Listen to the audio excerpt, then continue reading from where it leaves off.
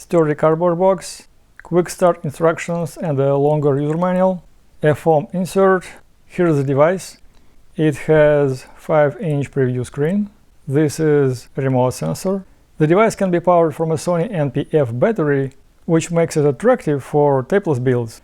A more expensive version not only supports USB 3, but also comes with a thumb drive in a nice metal shell. A remote control, so you could use the device as a media player with your TV.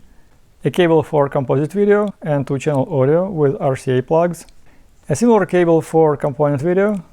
USB-A to USB-C cable. 12-volt power adapter with a barrel plug. There is a dedicated port for it. A 3.5mm cable that can be used to digitize music from a cassette player. Finally, an HDMI cable. The device does not accept input via HDMI, but can output through HDMI to your TV, for example. The USB-C port can be used to connect the device to a computer as a digitizer, instead of recording onto a thumb drive or a microSD card. The device can record either composite or component video. Sadly, there is no S-video port, which would be more useful than component. I'll start with a control experiment to assess the frame geometry, scanning type, frame type, levels, and color of the image produced by the recorder. I will be playing a short clip I recorded on a parking lot using this Canon FS100 camcorder. The recorder offers several video bitrates. The highest is 16 megabits per second. There are 4 settings for frame size and aspect ratio. First, 640 by 480. The resulting video has the correct 4:3 aspect ratio and is recorded with 60 frames per second rate. It is not possible to preserve interlacing with the Porta. It always converts interlaced video into progressive. Luckily, 60p is exactly what I expect to see. Next, auto mode. The box correctly recognized NTSC video and recorded it as 720 by 480, also at 60 frames per second. The frame size in pixels is correct for digital NTSC, but the picture looks stretched because the box has not recorded the picture aspect ratio into the file, which should be either 4:3 or 16:9. So a player or an editing app derives the aspect ratio from the frame size, assuming the pixels are square, and 720 divided by 480 is 3/2. In reality, pixels are not square, they're rectangular. I have a separate video that explains this. Next is 1080p 16:9. The video is stretched to fill 16:9 frame. This mode is unusable for 4:3 videos, but can be used for widescreen videos. There are VHS and 8mm camcorders that can record widescreen videos, like this professional Panasonic or this consumer-grade Sony. Finally, 1080p 4:3. With this mode, the Porta box follows broadcast standards, which specify that HDTV is always 16:9. Narrower content is packaged using pillar boxing, with black bars on the sides. Now let's compare the produced videos with the original more closely. The 4:3 videos are slightly narrower than the original video. You're unlikely to notice the difference, but it is there. Also, the video produced by the Porta is slightly zoomed in and is darker than the original. Porta allows adjusting black level, called brightness, and white level, called contrast. Initially, I recorded my videos at default values, 50 for each. After some experimenting, I managed to match the levels by raising brightness to 67 and lowering contrast to 33. What about 50 Hz video?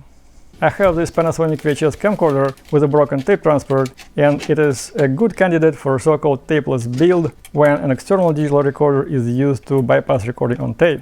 I bet I can use the Porta for this purpose, especially considering that it can be powered from a battery. The battery is not included, so while I am waiting for one to be delivered, I went to my backyard to run a quick test. This did not go exactly as I planned. All non-auto modes recorded at 60p.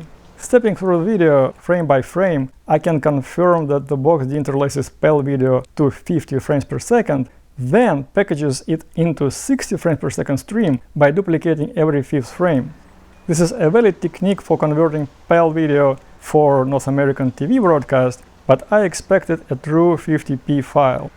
The only mode that recorded at 50 frames per second was auto. The frame size in pixels, 720 by 576, is correct for 50 Hz video, but the aspect ratio was not set in the metadata just like NTSC video, so the picture looked narrower than it should. Now let me digitize some videotapes. I'll start with this off-the-air recording of the 2000 Andrea Bocelli concert in New York. A quick tip to adjust the brightness. Select an 1080p 4:3 mode.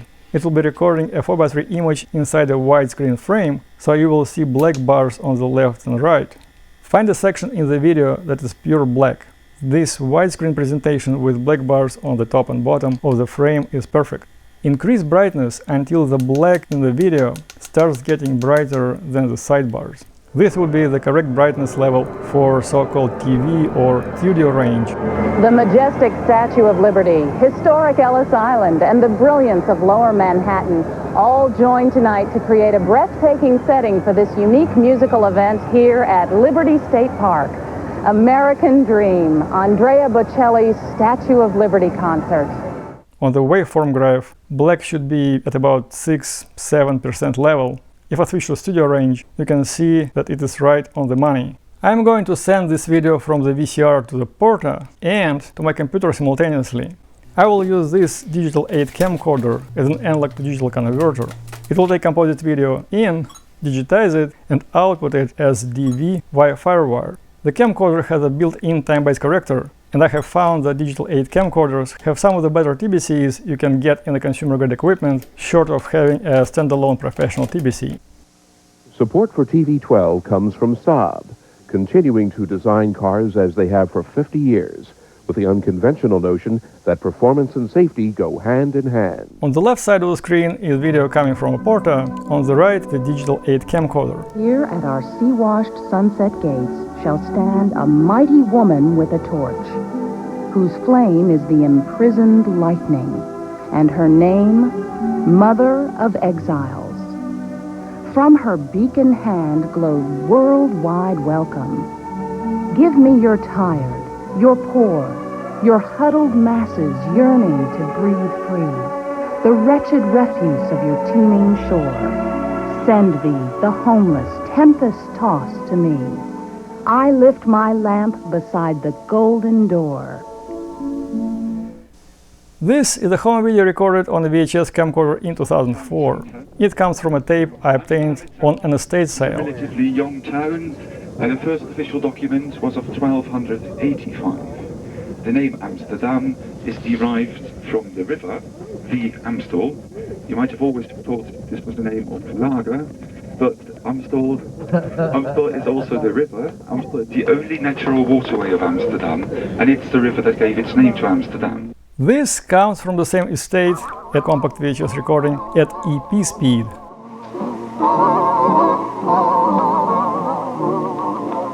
Let's take it nice and... The blame game will only hurt you and eventually the president.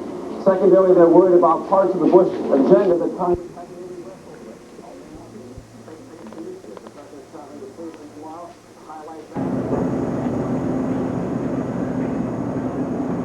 We are sitting in the Santa Ana Amtrak station, having just a small breakfast, since that's all that the coffee shop here in the Santa Ana station has to offer us for breakfast. And we're waiting for the 7:58 a.m. Coming down out of a high mountain pass in Oregon, we arrive at the little town of Oak Ridge, Oregon. And in Oak Ridge, we have one famous landmark, this bridge that is allegedly the longest covered bridge in the United States. 1,200 feet long.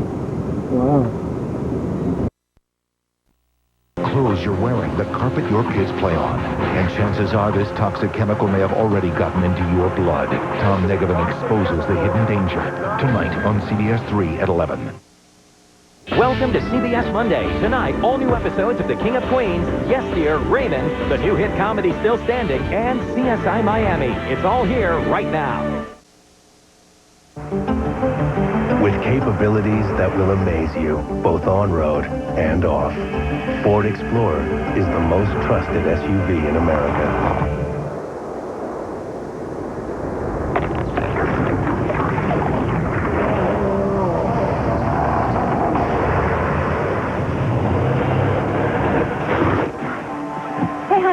Sorry I'm late.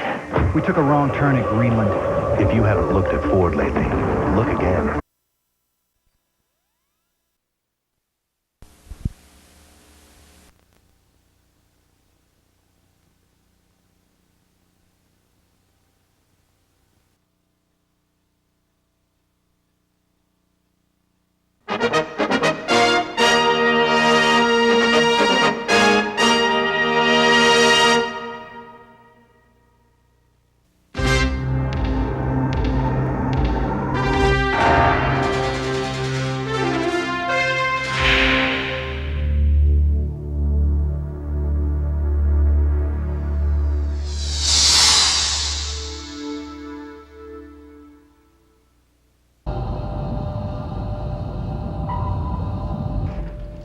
Captain wants you to keep 500 feet. Maneuvering control, come and shallow to 500 feet. Keep 500 feet. 500 feet, sir. So here are my final thoughts about the Porta VHS to digital converter. It's generally a good device. It does what it's intended to do. It converts incoming interlaced analog video into a progressive scan high definition digital video by converting each field into a separate frame. The quality of the interlacer is quite good. Lines, diagonals, curves, they all look very smooth. There is minor line twitter on very thin horizontal lines, but nothing I would really worry about. The codec, which is H.264 AVC, and the bitrate is very healthy, up to 16 megabits per second, which is more than enough for high definition video.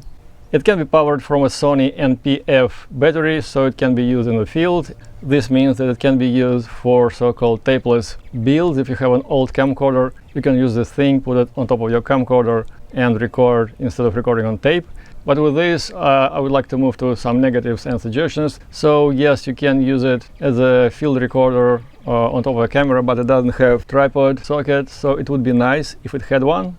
Another minor issue is, of course, is the selection of inputs. It has composite add component, and I really don't know what consumer grade device has component outputs except for DVD players.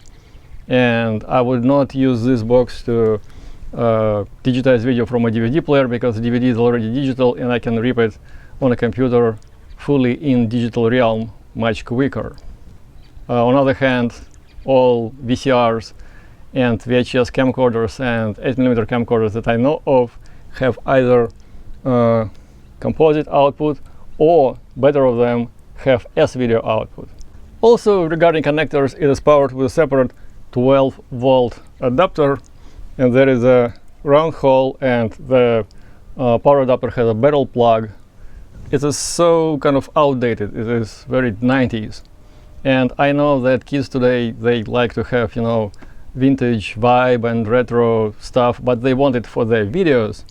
They don't necessarily want it for their equipment.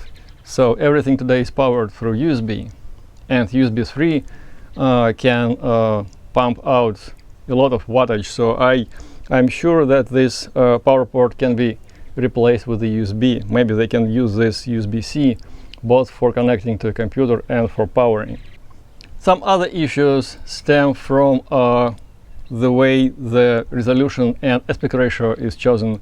You can choose 1080p 4:3 or 1080p 16:9, and in both cases it is recorded as widescreen. But in case of 1080p 4:3, you have black pillars, black boxes on the sides, which is fine if you watch the video on a TV. But if you watch it on a smartphone in vertical orientation or in a web page, then you will see those black bars on the sides, which just take extra space. So I would prefer 4:3 modes to be like native, real 4:3 modes. So instead of, like, for example, 1920 by 1080, it should record 1440 by 1080.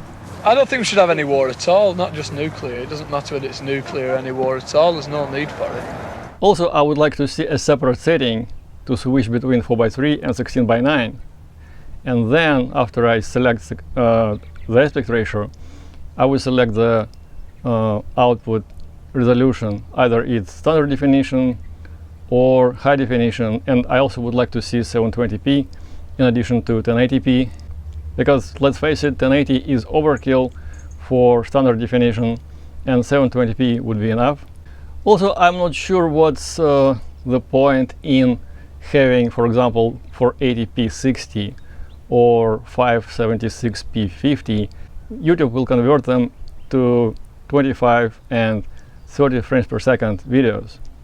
It will not preserve 50 or 60 frames per second, because YouTube only supports 50 and 60p for videos which are 720 lines and higher. So I would like to see 720p 60 for NTSC and 720p 50 for PAL and CCAM with native 4:3 aspect ratio without pillar boxing. That would be super awesome. And finally, I just want to mention the black levels and the brightness. And default black levels, from my testing, they are too dark. Maybe they should tune up a little bit the settings, and the default black level setting should be a little brighter. But it's good that they have it adjustable. You can adjust black level in form of brightness and white level in form of contrast. But this means that you need to make several test captures and load on your computer in your editing program and verify the video levels, which I don't think everyone who is going to use a box like this is going to do it, because the whole point of this box is to produce files which are ready for use without any more adjustments and editing. Because if I need to edit, I can as well capture directly on my computer. And the whole idea of having a box like this, that I don't need to use a computer. I'll just connect the box to my VCR or to my camcorder, push the button, and get the picture which is good enough. So that's my final thoughts. I like the device. I'm going to keep it, but I hope that those small niggles will be addressed, and the device allows to update firmware. So maybe Porto will release a firmware update. I'll be happy to test it as well. Thank you. Goodbye.